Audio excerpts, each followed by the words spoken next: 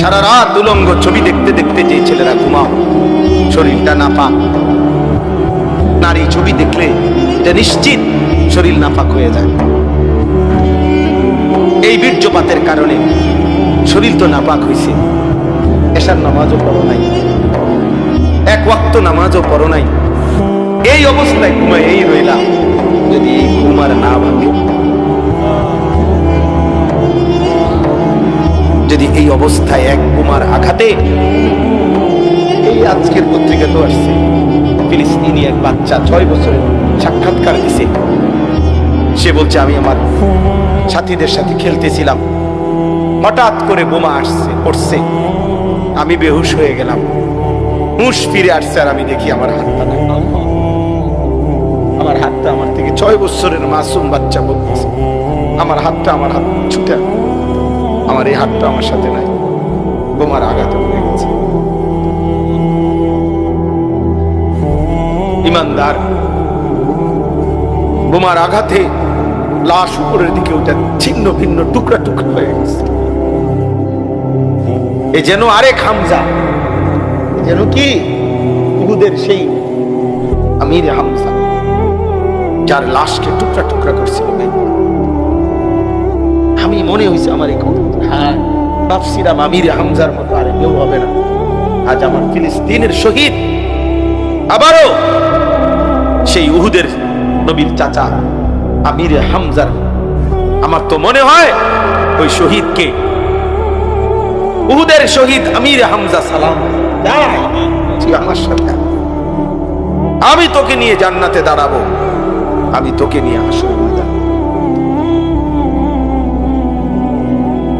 এজন্য বন্ধু,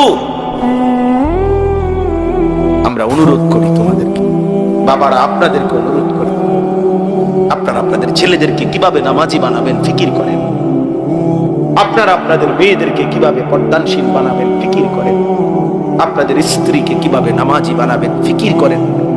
এই ভাবনা ভাবেন, চোখের পানি ফেলে কাঁদেন, আলেমে দ্বীনের সাথে পরামর্শ করেন। আহারে বাপ, এই যে কয়জন বাবা আছেন, আপনাদের কাছে অনুরোধ করি, চাচা আমার কথায় রাগ হইয়েন না, আপনাদের যাদের ছেলে নামাজ পড়ে না, মেয়ে পর্দা করে না, আপনি একজন ব্যর্থ বাবা।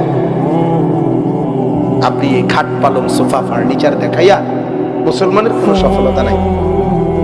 একজন মুসলমান শুধু তার 60 বছর পরে এই বাড়ি দেখাইলো, বিল্ডিং দেখাইলো, 10 শতক জমি দেখাইলো, সোফা ফার্নিচার দেখাইলো, এর মধ্যে মুসলমানের জন্য কমপক্ষে যাররা পরিমাণ কোনো কি নাই, কৃতিত্ব নেই। এর মধ্যে মুসলমানের কোনো কৃতিত্ব নেই। মুসলমানের কৃতিত্ব ঈমান, মুসলমানের কৃতিত্ব তাকওয়া। আমাদের বাংলাদেশের বর্তমান জাতীয় মসজিদের খতিব যিনি, হযরত মাওলানা আব্দুল মালিক সাহেব দামাত বারাকাতুহুল আলিয়া, উনি বলছেন, ওনার এক লিখনির মধ্যে আছে যে সৌদি আরবে একজন ইঞ্জিনিয়ারের সাথে দেখা হয়েছে। তো ওই ইঞ্জিনিয়ার সাহেব বলছে, হুজুর আজকে 70 বছর যাবত আমাদের ফ্যামিলির ঐতিহ্য, ওই ইঞ্জিনিয়ার আরব দেশে, যে আজকে 70 বছর যাবত আমাদের ফ্যামিলির ঐতিহ্য যে এই ফ্যামিলির ছেলে মেয়ে যেই এই পৃথিবীতে ভূমিষ্ঠ হয়েছে, এমন প্রত্যেকেই আমাদের ফ্যামিলির গত 70 বছরের সকলেই হাফেজ।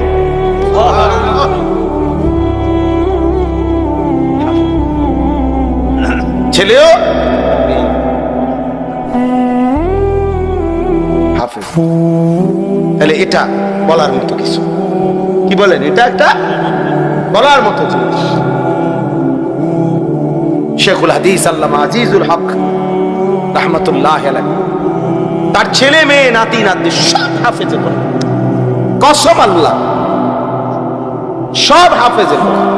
এই যে আমাদের আলোর মিনার, সাহসের বাতিঘর, যে কথা বললে বাঘের গর্জন হয়, যিনি দাঁড়াইলে মিছিল হয়, যিনি হাঁটলে আন্দোলন হয়, তিনি আল্লামা মামুনুল হক।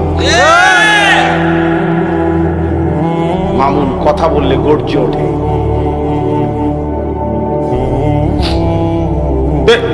ওনার ফ্যামিলি ওনার আব্বাই শেখুল হাদিস আল্লামা আজিজুল হক, ওনারা সব হাফেজ। আপনি এখন গিয়ে জিজ্ঞেস করেন। এই জন্য বললাম বাবা, এটা বুঝতে শিখে।